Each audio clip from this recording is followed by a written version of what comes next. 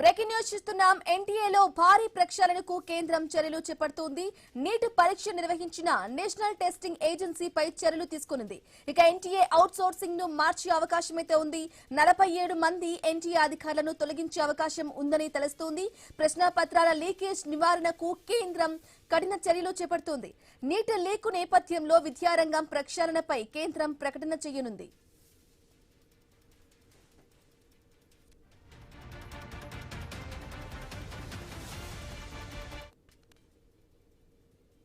Breaking news చూస్తున్నాం. ఎన్టీఏలో భారీ ప్రక్షాళనకు కేంద్రం చర్యలు చేపడుతోంది. నీటి పరీక్ష నిర్వహించిన నేషనల్ టెస్టింగ్ ఏజెన్సీపై చర్యలు తీసుకోనుంది. ఇదే విషయానికి సంబంధించి కంప్లీట్ డీటెయిల్ అందించడానికి మా ప్రతినిధి రాము ఫోన్ ఇన్ ద్వారా అందిస్తారు. ఎస్ రాము, చెప్పండి. ఎన్టీఏ అవుట్ సోర్సింగ్ ను కూడా మార్చే అవకాశం ఉన్నట్లుగా కూడా తెలుస్తోంది. కేంద్రం అప్డేట్స్ ఏంటి?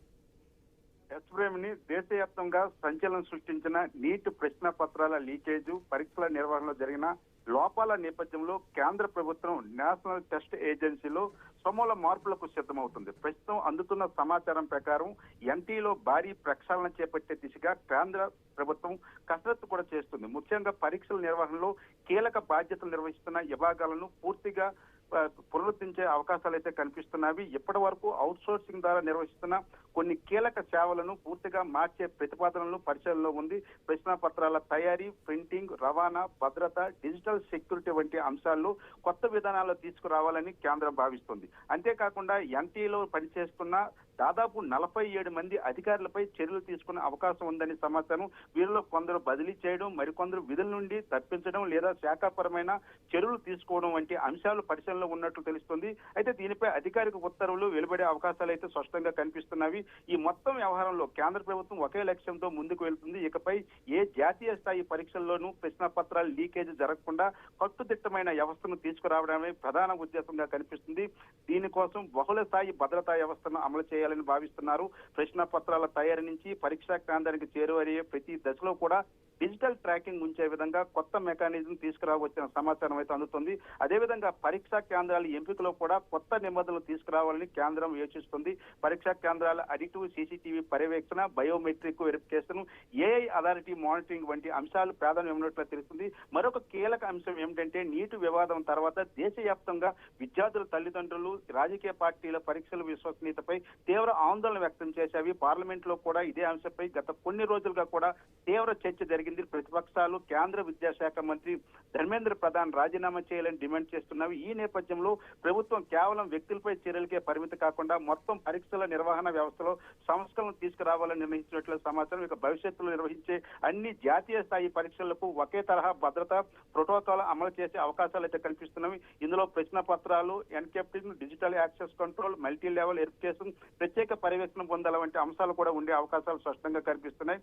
అలాగే పేపర్ లీకేజ్ లేదా పరీక్షల అక్రమాలపై పాల్పడిన వారిపై కూడా మరింత కఠిన చర్యలు తీసుకునేలా చట్టపరమైన నిబంధనలు కూడా అమలు చేయాలని కేంద్రం భావిస్తుంది. మరోవైపు కేంద్ర ప్రభుత్వం త్వరలోనే విద్యారంగ ప్రక్షాళనపై కూడా సమగ్ర ప్రకటన చేసే అవకాశం ఉందనే సమాచారం. ఎన్టీఏలో చేపట్టిన మార్పులు, కొత్త పరీక్షా విధానం, భద్రతా ప్రమాణాలు, బాధ్యతలు, వ్యవస్థ వంటి అంశాలు ఒకేసారి ప్రకటించే అవకాశాలు కనిపిస్తున్నవి. ఇప్పటికే సంబంధిత శాఖ అధికారులు ఈ మార్పులపై నివేదికలు కేంద్ర ప్రభుత్వం సమర్పించినట్టే తెలుస్తుంది.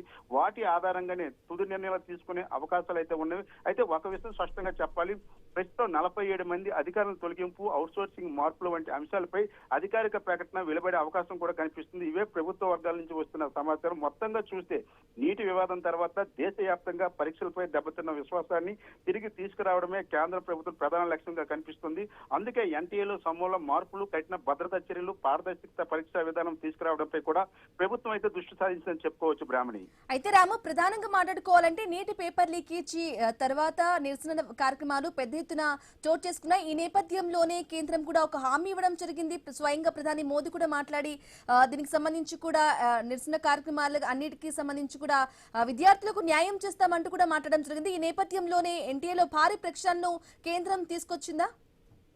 ఎస్, నిన్న అర్ధరాత్రి ప్రధాని నరేంద్ర మోడీ విడుదల చేసిన వీడియోలో కూడా స్పష్టంగా తెలిపింది.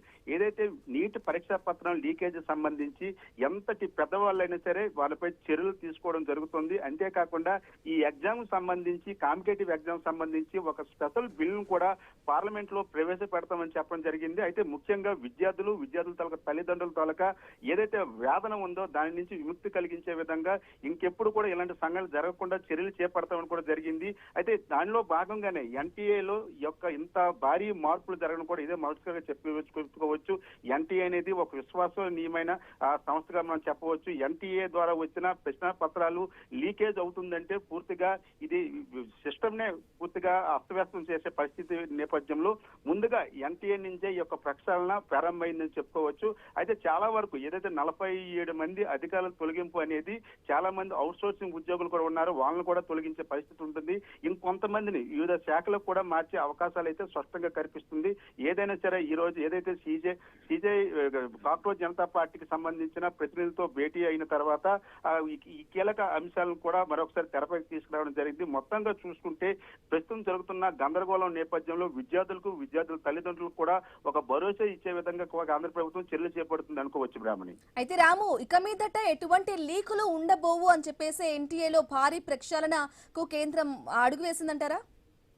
ఎస్, ఇప్పుడు ప్రెసిడెంట్ ఏదైతే ఎన్టీఏలోనే ఈ యొక్క పేపర్ లీకేజ్ అవస్థ అనేది వచ్చిందని ఒక అభియోగాలు కూడా ఉన్నవి. ఈ నేపథ్యంలోనే ఈ యొక్క ప్రక్షాళన అనేది ముందుగా ఎక్కడి నుంచి పేపర్ వస్తుందో అక్కడి నుంచే ప్రక్షాళన ప్రారంభించారు.